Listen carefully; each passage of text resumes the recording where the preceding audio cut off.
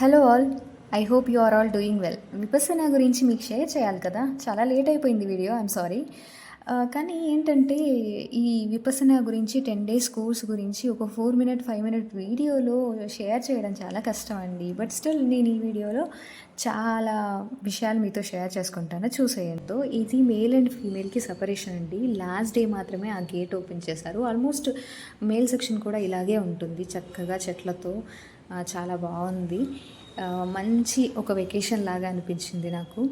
ఇది మా sun rise place అండి. ఈ ప్లేస్లో ఎలా అంటే, ఆ చలిలో కరువులో ఉన్న వాళ్ళలాగా ఎండ కోసం ఈ ప్లేస్లో ఎదురు చూసేవాళ్ళము. ఇక్కడ కూర్చొని కానీ లేదంటే నిల్చొని కానీ వెయిట్ చేసేవాళ్ళము. ఇది నేనున్న కాటేజెస్ అండి. నేను దాని గురించి కాటేజెస్ ఎలా ఉంది తర్వాత చెప్తాను.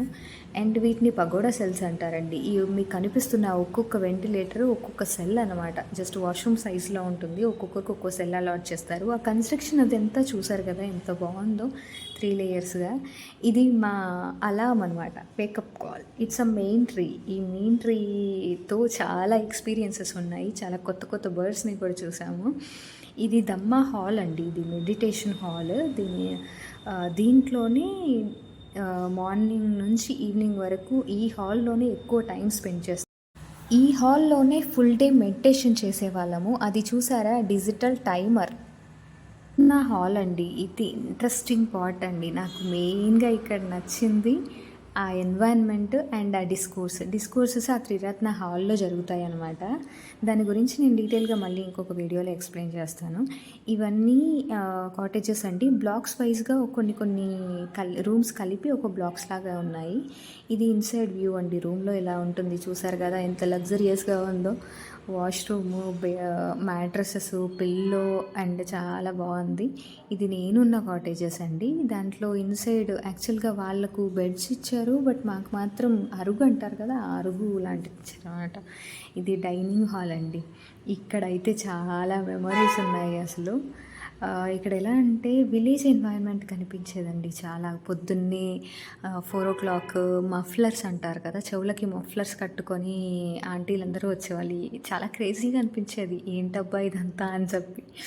కానీ 2 days తర్వాత నాకు అర్థమైంది, బాబోయ్ ఈ చలి విపరీతంగా ఉంది, we have to protect our years అని చెప్పేసి నెక్స్ట్ డే నుంచి నేను కూడా స్కార్ఫ్ చుట్టేసుకొని, ఈవెన్ స్వెటర్ వేసుకున్నా సరే స్కార్ఫ్ చుట్టేసుకొని వచ్చేదాన్ని.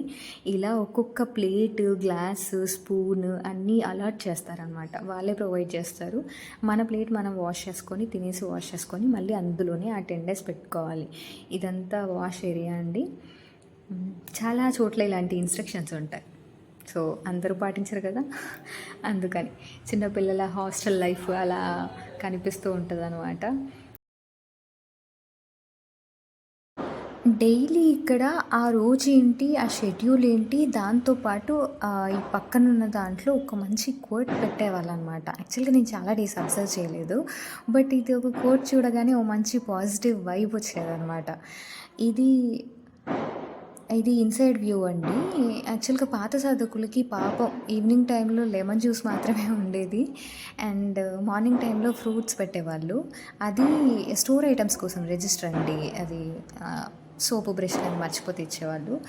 ఇవేంటంటే మాకు వితౌట్ షుగర్ టీ ఉండేది కాబట్టి దాంట్లో యాడ్ చేసుకోవడానికి షుగర్ ఆర్ జాగరీ పౌడర్ ఉండేది. ఇక్కడ అంతా సర్వ్ చేసేవాళ్ళు మాకు. అన్ని ఐటమ్స్ అక్కడ పెట్టేవాళ్ళు. సెల్ఫ్ సర్వింగ్ ఉండేది. ఇదంతా డైనింగ్ హాల్. పైన కూర్చోవచ్చు, కింద కూడా కూర్చోవచ్చు. నాకు ఇక్కడ 2 ఫ్రెండ్స్ పరిచయం అయ్యారు. ఒకరు తనే. ఇది ఒక ఇంట్రెస్టింగ్ స్టోరీ. ఇంకో వీడియోలో మళ్ళీ చెప్పుకుందాం. Bye bye.